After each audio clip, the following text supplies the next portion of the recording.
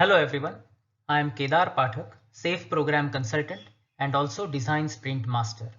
I am the founder of Accelerate Scaling, Training and Consulting, which provides services in the areas of Agile, Scaled Agile, Design Thinking, ISO certifications, SOC 1 and SOC 2 reports. SAFE is by far the most popular scaling framework today. In this video, I am going to talk about the most basic configuration of SAFE, which is Essential SAFE. So let's get started. SAFE has several different configurations like Portfolio SAFE, Large Solution SAFE, Full SAFE, and of course the Essential SAFE, which is the topic of today's discussion. Essential SAFE is the most basic configuration of SAFE. It contains a limited but critical set of practices, roles, events, and artifacts which are necessary to be successful with SAFE. All these roles, events, and artifacts are divided into two categories: ART level and team level. So for example, it has roles like release train engineer or product management, which are ART level roles. But it also has team level roles like product owner, scrum master, agile teams, etc. If we take an example of an event, then inspect and adopt event is there at ART level, but retrospective event is there at team level or iteration level. SAFE has 7 core competencies. Out of those 7, 3 are applicable for Essential SAFE. First one is team and technical agility. It talks about agile teams and teams of agile teams, also known as ARTs, and the critical skills required by these teams, practices followed by these teams, so that they can consistently and frequently deliver value with high quality. Second competency is agile product delivery. In order to survive and thrive in today's dynamic world, enterprises need to balance their execution focus with customer focus. Agile product delivery is about customer-centric approach in defining, building, and delivering valuable solutions to the right customers at the right time. Customer centricity puts the customer at the center of every decision. And the last one is lean agile leadership. Lean agile leadership provides a base or sets the tone of the transformation. It is important for leaders to actively lead the transformation. Just sponsorship or support is not sufficient. They need to create a suitable environment, prepare people, and provide necessary resources. They need to actively lead the change. SAFE is implemented in organizations of different sizes working in different domains, such as financial, healthcare, medical, and many others. As every organization is different, sometimes they try to tailor SAFE as per their need. Nothing wrong in that, as long as they are not skipping critical practices of SAFE. Essential SAFE describes 10 critical success factors, 10 critical and essential elements every organization needs to implement if they want to succeed in their SAFE implementation. The first critical success factor is lean agile principles. SAFE is based on 10 fundamental principles. Most of these principles are based on lean product development. If you want to study these principles in detail, then please read Donald Rienston's 2009 classic bestseller, The Principles of Product Development Flow. As SAFE practices are based on these fundamental principles, one can confidently say that these practices can apply in almost all situations. But like I said before, SAFE is implemented by many organizations across the world working in different domains and having different challenges. So if there is a situation where practices are not sufficient to solve the challenge, these lean agile principles will guide the organization to ensure that their teams are moving on the correct path of delivering best value in the shortest sustainable lead time with best quality. The next one is agile teams and trains.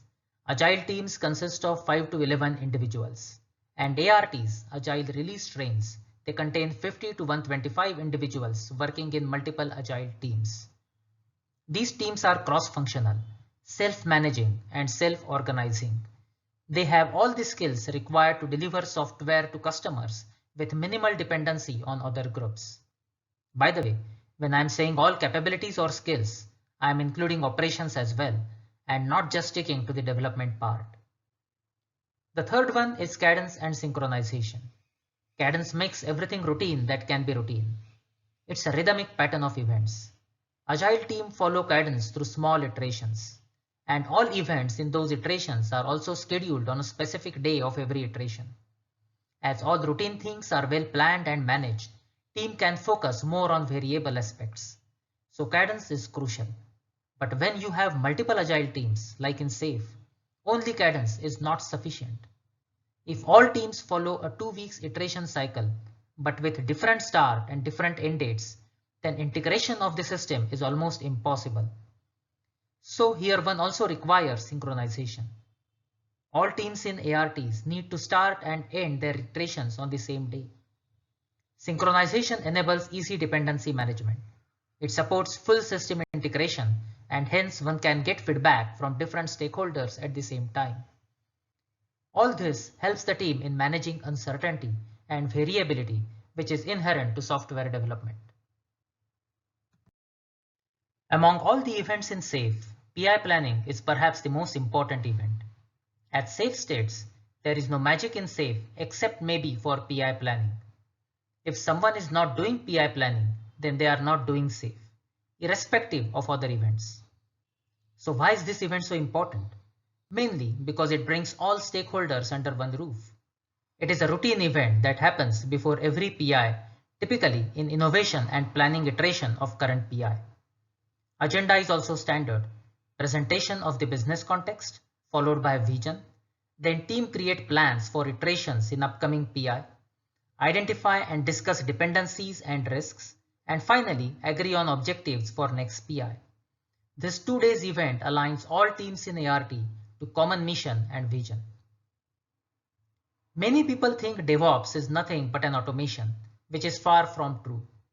According to SAFe, DevOps is the mindset, a culture, and a set of technical practices. In SAFe, DevOps is described using Calmer approach. C for culture, A for automation, L for lean flow, M for measure everything, and R for recovery, which enables low risk releases. DevOps enables organizations to deliver value quickly and more frequently to their customers without impacting quality. So there are frequent releases, but minimal release failures. And in case of failure, MTTR, which is mean time to recovery, is very low. But remember the important point. Who will decide when to release the feature? Answer is business. Teams will keep everything ready, but whether to release the feature or not will be decided by the business based on the customer demand. Practices such as dark launches, feature toggles, canary releases enable organizations to decouple release from deployment. As per Lean Agile principle number 5, milestones should be based on the objective evaluation of the working systems and should not be based on design review or architecture review. System demo, which happens at every iteration, provides the opportunity of getting feedback from stakeholders and incorporating that feedback in the next iteration. It provides an integrated view of the new features delivered by ART in that iteration. In addition to this, a final PI system demo is also conducted at the end of the PI. Now who should give this demo? Ideally the team members. But in case of important system demos where important stakeholders are involved or a major decision will be taken based on the demo output, product owner can also give this demo. Inspect and adopt event held in the last iteration of PI. It has 3 parts. PI system demo, where the objective is to show all features developed by ART in PI to stakeholders. During this event, the team will know whether they have achieved planned PI objectives decided during PI planning. The next part is to review qualitative and quantitative metrics. These metrics play an important role in deciding the problem team would like to take to the problem solving workshop. And the last part is problem solving workshop itself, where the team will analyze the problem and identify solutions using techniques such as 5 Why and brainstorming. IP iteration stands for innovation and planning iteration, is typically the last iteration in every PI.